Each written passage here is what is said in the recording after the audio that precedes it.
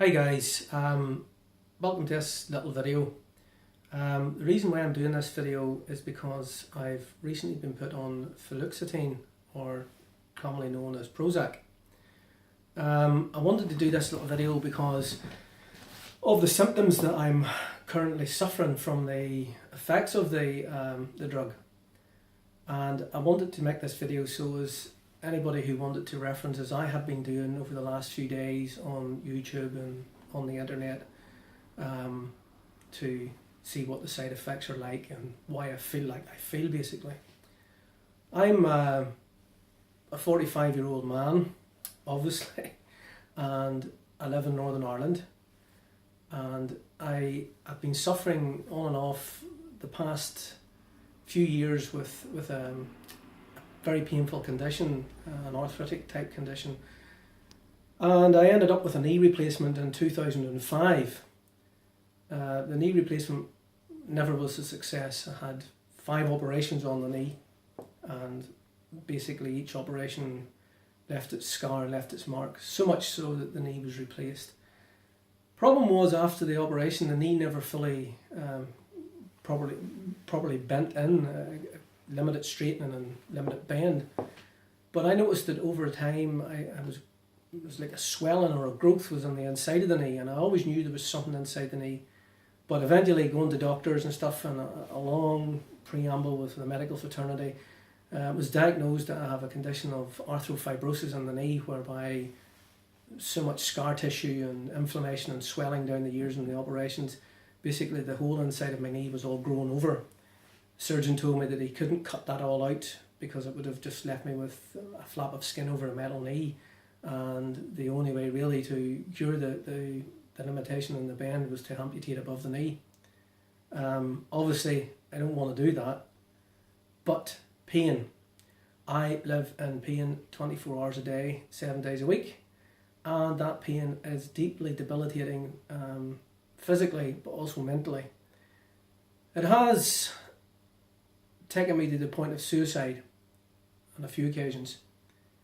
The last of which, just over 18 months ago, I went missing and hadn't been sleeping for several days with pain in my knee, couldn't sleep at night, couldn't get much sleep during the day. Decided to basically end my life. Long story, police were informed I'd went missing, ended up at the seaside near where I live, the North Antrim coast. Very beautiful place, by the way. And I then decided to go into the sea in a storm. And when I went into the sea, there was 2 police officers that happened to find me at the scene. And I'm deeply humbled because one of those officers actually came into the water to get me. I will never ever forget that man's bravery, ever. Way beyond the call of his duty to come in after me. And when I was rescued and eventually into hospital, into a psychiatric unit for assessment and all the various things, something changed in me, and I realised at that point I would never ever ever turn my own hands in against myself again to take my own life. Partly because I felt great shame in that I had endangered the life of someone else through endangering my own life, and partly because at that time something changed in me. I realised that I was meant to live. I had several attempts before and I didn't die, and they were serious attempts. They were. Anyone that says suicide's not a cry for help, I beg to differ. I think internally you've broke down that far, you're crying for help. You may want to die, and I have really wanted to die. With pain, I have wanted to die so many times. But inside I would also have that part that would cry out and say, somebody please take the pain away. The physical pain in my knee. So if someone is suicidal, usually it's because they have found no other route or no other option to take away either the mental pain of anguish in their mind, or physical pain from their body, or whatever their circumstance. But I decided not to turn my hands in again myself again. I decided that I would live.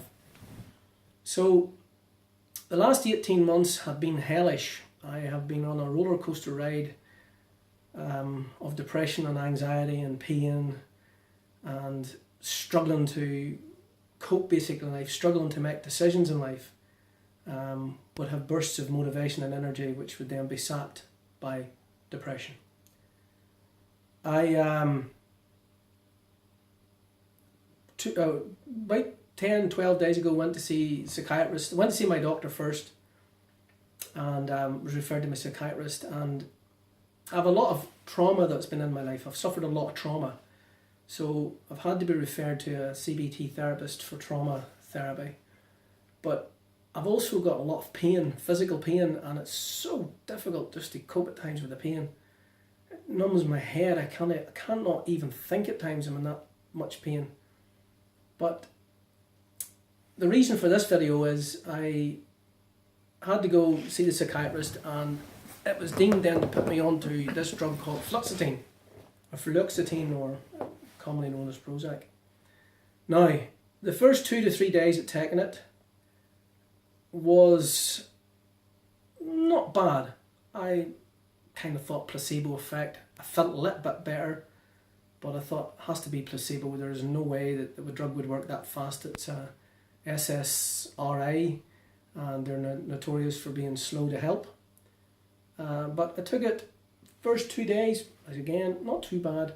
Third day, bit of a mixed feeling. Fourth day, fifth day, then the sixth day it hit. And on the sixth day, I really did fear for my sanity. Feeling sick, violent shaking, nausea, actually throwing up, lying in bed sweating, waking up, pacing the floors, anxiety. Like, yeah, I believe I would have had less stress in a football fight in the terraces. That's just how I feel at times, sitting in my own room. Not that I would advocate fighting on the terraces in a football pitch or anywhere else, but just that level of adrenaline surging through my body sitting in my room. I have had lows and highs and a gambit of emotions, and I'm now on day 10, and today, this is a Saturday the 25th of April 2015, and today the panic attacks are quite heavy and quite frequent, and depression, I'm getting lows and highs. Well, the highs are not really highs, I would say you feel okay, but then a lot of lows. Now, why I'm making this again is to say to you guys that, you know, I've been told, and I can only go by what I have read online and seen on YouTube and listened to the medical fraternity, that this is what these antidepressant drugs seem to do, particularly Prozac, that it's designed to, you know, help you, but it also exacerbates the condition for a period of time. I'm hoping that by the 2-week period, which everybody seems to call the 2 weeks of hell on Prozac, that after that I'll maybe get some kind of relief, although I've been told it takes up between 4 and 6 weeks to get a good effect. So I'm going to stick this out. I'm going to do it. I'm going to carry on, and I'm going to try and make a little video every couple of days or so to keep you guys updated as to my progress, and also for my own sort of looking back and being able to say, well, that's what I was like at day 10, and this is what I'm like now at day 15 or day 20, and I hopefully will be able to say, well, I felt like that back then. At the moment, I've just had to, you know, take a diazepam 2 milligram to slow down the heartbeat and to slow down the panic attack, because it just goes on steady. However, with this drug, I am also told it can be a fabulous drug when it works, and it can really change your life for the better. And I'm hoping that happens, because I have plans in my life. I want to do a charity event, which I've been planning about the last year, and just because of this deep-seated depression that I cannot seem to lift, that all my plans are just basically somewhere out there in the ether. They're not, I can't really get in touch with them, because one, I'm tired because I don't sleep with pain. Two, I have this invasive depression which makes me lose all hope and motivation and drive. So I'm really hoping that this drug helps me turn the corner, because I am determined to make something of my life. I don't want to be living just to survive. I made a decision that I would live to live, not just live to survive, lying in a state of pain in bed all day, or coping with opiate drugs to kill pain. I was on morphine patches and tramadols and you name all the opiate drugs. I basically had them all. I stopped all of those because I couldn't function in daily life. I couldn't drive my car. I couldn't get out.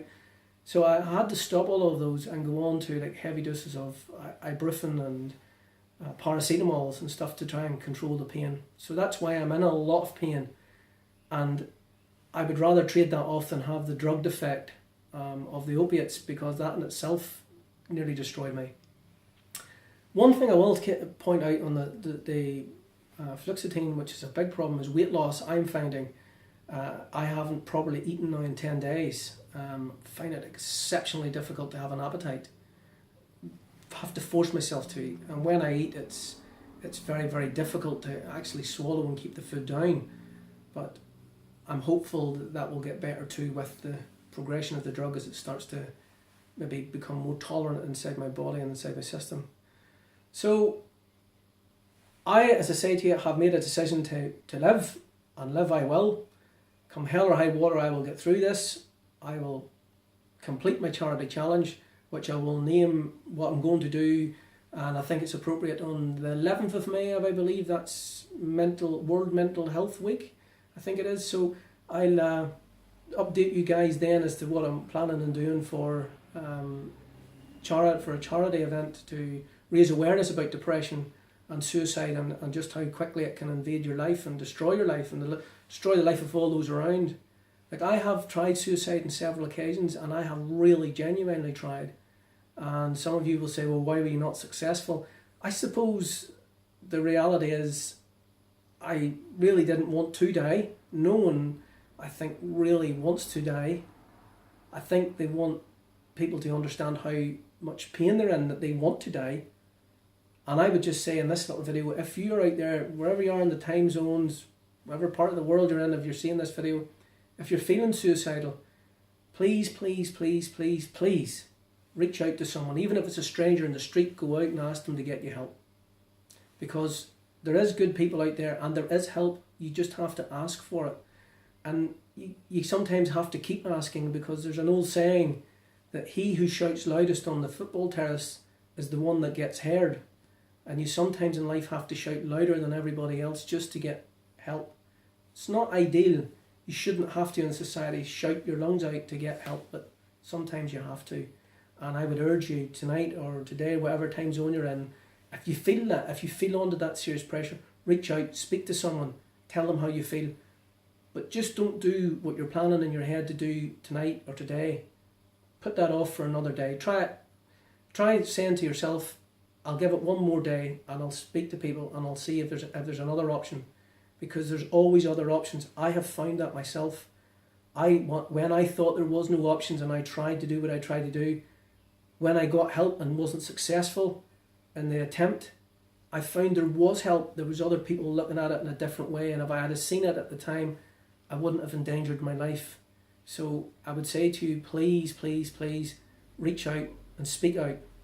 So I'll carry on now with these little videos, and I'll update them every couple of days to let you know how the Fluoxetine's working, and hopefully this has been of some benefit for you and that you'll maybe get something from it. As I say, I'm just an ordinary guy trying to deal with depression and anxiety from mostly a lot of pain in my life, a lot of trauma too, which I have to go through trauma therapy. But, you know, I'm trying, I'm fighting, and I'm not going to give up.